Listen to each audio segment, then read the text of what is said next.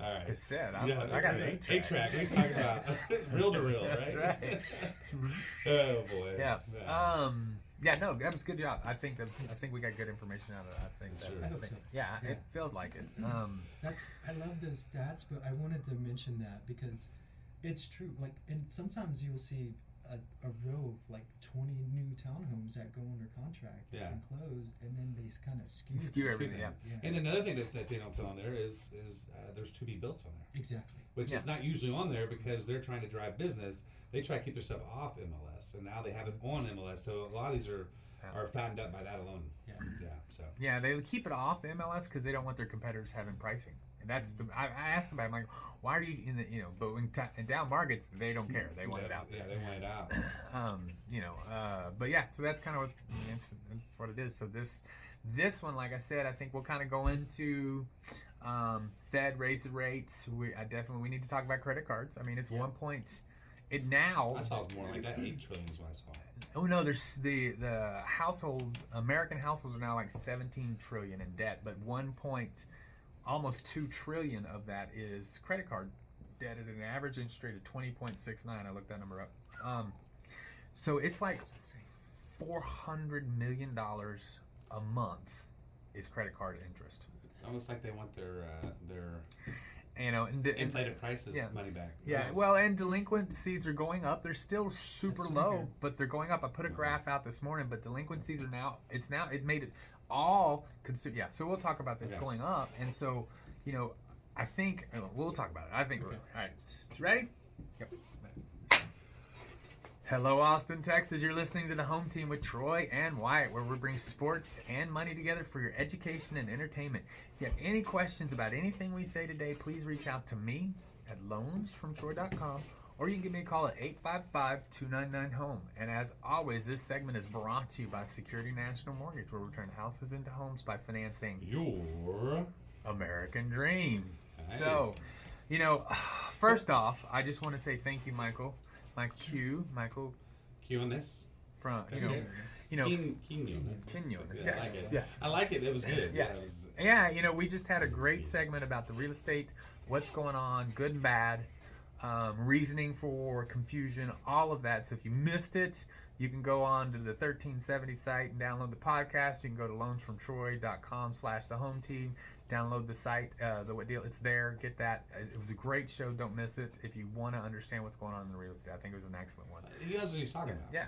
I mean, he's multi-decades. Well, the thing is he's been hard to get because he's busy. He stays busy. Even in this market, he stays busy because of his knowledge. So he's a good realtor. Again, how do they get a hold of you? Text 512-689-6820. All right. He's a man of the millennial. He is. Yes, absolutely. I'm not going there. Colleen's great too. No, it is. I mean, when you're busy and you're dealing with a lot of clients, text is probably one of the easiest to get in because then you know you're going to get back to them. Yeah, absolutely. Exactly. I can get eyes on it pretty quickly. Yeah. And then already start researching what it is that they're asking about.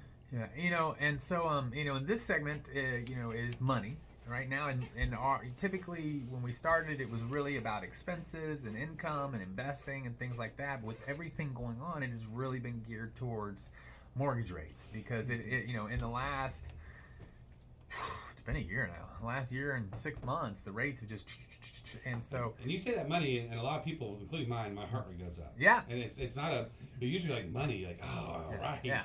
But right now, it's causing a lot of high blood pressure. It really is. The inflation from last year is really being felt this year. As it was kind of going up, it was well now it's bled into everything. It's into the food. It's into everything. Clothes. So the life is just more expensive. Sure. Wages have gone up 3%. Inflation last year was up to 10%. So the dollar's not worth as much. No, unfortunately, and it hits that low middle income to low income the most, right?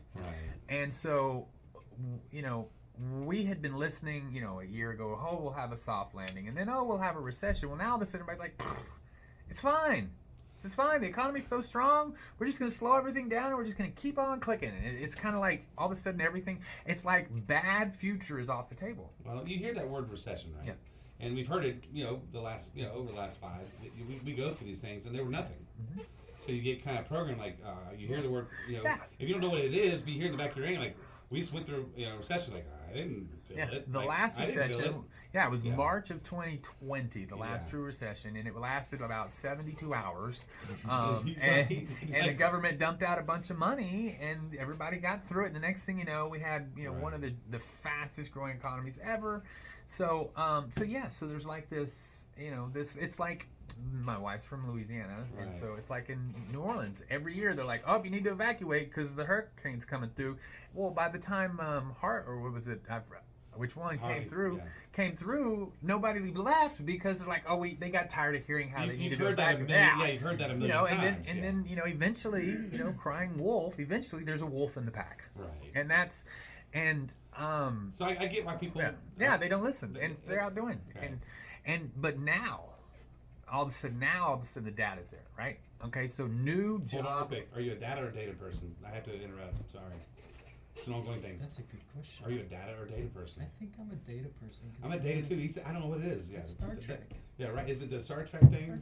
Star Trek. But data's a dude. Data's data. Okay, fair enough. Sorry. It's an ongoing persistence that I got in most people's data. But anyway. I don't know if I can say harassment, but it is. Oh my lord. Right? It's harassment. It is. All right. So the data is saying. We'll know if he cuts it out. So the data is saying, I apologize. What's going on is that, so we now have an increase in delinquencies. And now, it's not massive. Credit card debt has gone from 2.4 delinquent to 2.7 in a month, right? That's a big jump in a month. That's big. Well, I think everyone's getting. It's just that's a big jump in a month, right? And so, but personal loans. Auto loans are all shooting up as far as delinquency rate.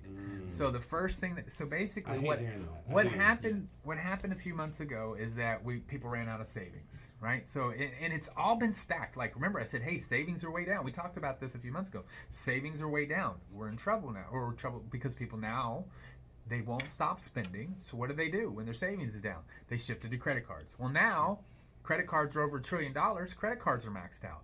They have no savings. They maxed out their credit card. They have one thing left, and that's to default.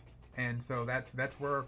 So it's happening. But nationwide, the amount of people that have money in their mortgage is way up. Yes.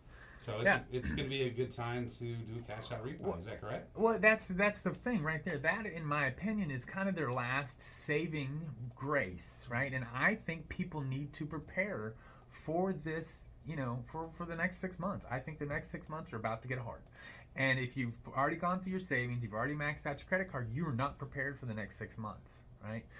But this is unlike any time in the past that this country has ever gone through something like that, is because what would we say? I mean, it's like 47% of Americans now have $150,000 in equity in their home. I mean, in the last 2 years, they have run up the value of homes while, so everybody has this huge equity.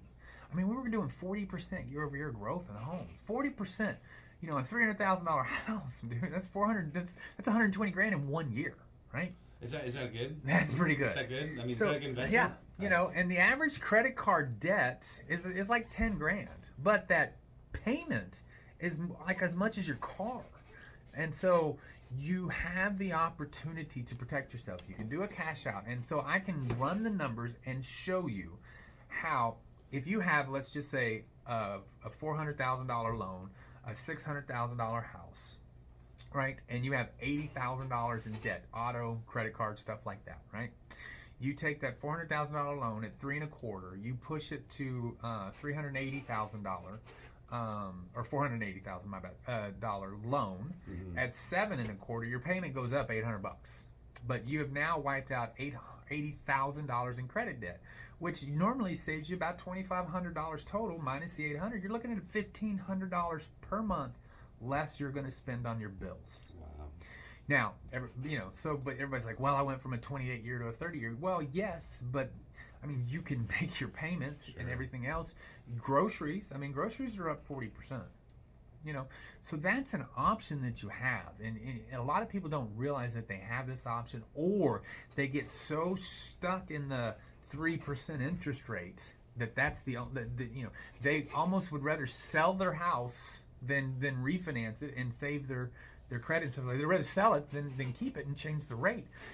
Financially, I can show you how it's better financially for a lot of people. Not everybody. Not everybody's going to have the equity. Not everybody's going to have the amount of credit, debt, and things like that. But if you look at the numbers, I can show you if it is better to have a 7% rate than a 3% rate. Because you can actually take a 3% rate, put it into a 7% rate, pay off that credit card debt, and then apply all that money towards your home and turn your 30-year note into a 15-year note. You can knock 12 years off your 3% rate at 7%. I mean, the numbers work. But it doesn't work for everybody. But in order to know, they have to call you. Yes, yes. They have to sit down and meet with you. And if you're in some kind of get a little stressed out, money's getting a little slim, this is the time you don't do this after you need it. You do it before you need it. So this is the time if you're kind of foreseeing that things get a little tough and get a little tight, and you are leaning on that credit card more than you need to, then you give you a call. Is that correct? Yeah, I mean, let's think about this. If you wait until you've been laid off, I can't help you. Oh yeah, that's a tougher one, right? Because you can't get a loan if you don't have a job. Right. Those sort of things. So that's why we've talked about this for years on this show.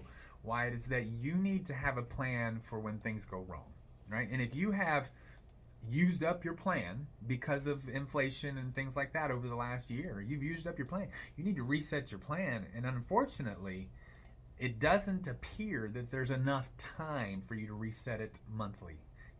Hey, pay down this debt, put this in savings. It doesn't appear. It appears that there's going to be a drastic, now how long, how deep, things like that. It's everybody's guess, right? But there's all the historical data has now, in the last 30 days, flipped. Jamie Dimon, the CEO of Chase, I don't know, he's basically the big boss of Chase, has in the last 6 months been saying, don't worry, I see people's bank accounts. I see how their funds are doing. Well, now all of a sudden he said, hey, you need to start preparing. And that's the first time he said that. And he said that this month. Right. So, yeah. So, I mean. Well, you have to think everybody just got done with summer vacations. And we need to go for a vacation, right? We go every year, and that was expensive. Yeah, it was way more expensive this year than last year. Because gas is more expensive. I mean, hotel, airfare, everything's more expensive. Mm-hmm. Yeah, absolutely. Yeah, and that's another thing too. If you remember back in 2000-ish, right, 99, 2000, 2001, Greenspan was the Jerome Powell, right? And he had been driving up rates and stuff like that. And I remember house rates were in 7s, car rates were in the 7s. And he got on there and he's like, hey, we just need to hit it one more time, right? We're right there. We just need to hit it. And I mean, he pushed it up one more time, and it was like almost instantaneously the market just crashed. And, that was when we had September 11 and all that bring us out of it. And so... and people don't really remember that right before that we went into was going to be a hard recession because of pushing the rates up too fast, too far. Right. Hey everyone, you've been listening to the Home Team with Troy and Wyatt. We hope you've enjoyed what you've heard so far. If you have any questions, please reach out to me at loansfromtroy.com or give me a call at 855-299-HOME. And as always, this segment is brought to you by Security National Mortgage, where we turn houses into homes by financing your American dream. And we will see you in just a minute.